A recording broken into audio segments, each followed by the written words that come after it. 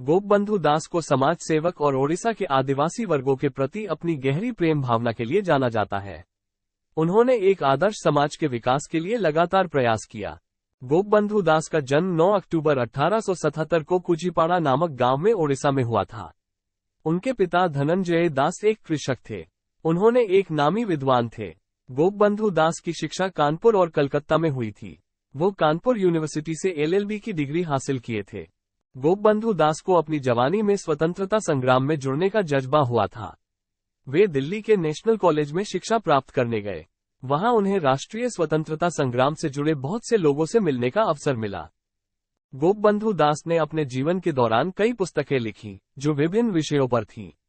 यहाँ कुछ उनकी महत्वपूर्ण पुस्तकों के नाम दिए गए हैं।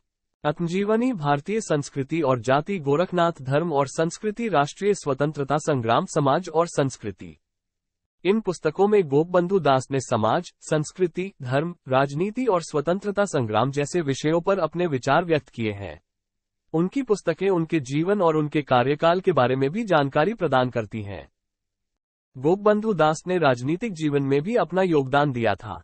वे कांग्रेस पार्टी के सदस्य थे और अधिकृत तौर पर ओडिशा राज्य के राज्यपाल भी बने थे। उन्होंने ओडिशा राज्य की जनता के लिए जीवन भर सेवा की थी।